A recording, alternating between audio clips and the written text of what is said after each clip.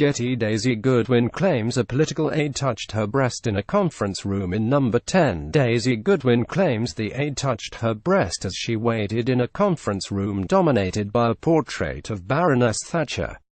Ms. Goodwin, who produced and co-wrote the ITV royal blockbuster, said she did not report the incident, which she says happened during David E. Cameron's premiership.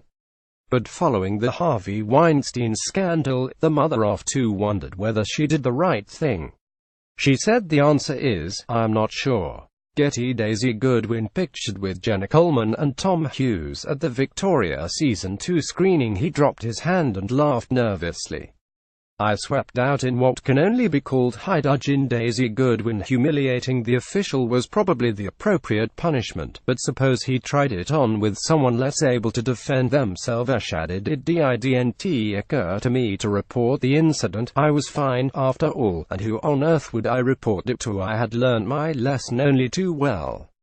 These things did happen and I had indeed learnt how to deal with them." GETTYDaisy Goodwin with Jenna Coleman at the premiere screening of Victoria at the Orange. Describing the incident in the latest edition of Radio Times, she told how the unwelcome attention came after she was summoned to Downing Street to discuss an idea for a TV programme. Ms. Goodwin, 55, had previously met the official at dinner and was struck by the atmosphere of testosterone, sex and lust when she attended the follow-up meeting. She said the official, who was a few years younger than me, showed me into a room dominated by a portrait of Mrs. T and we sat at a table carved, he told me, from one piece of wood. Then to my surprise he put his feet on my chair. We were sitting side by side and said that my sunglasses made me look like a Bond girl.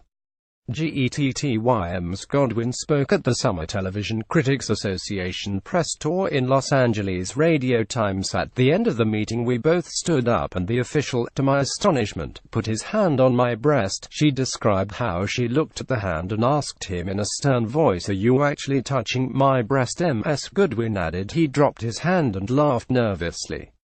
"I swept out in what can only be called high dudgeon. I wasn't traumatized. I was crossed, but by the next day it had become an anecdote. The day I was groped in No. 10, an account of male delusion." The interview with Daisy Goodwin can be read in this week's Radio Times magazine.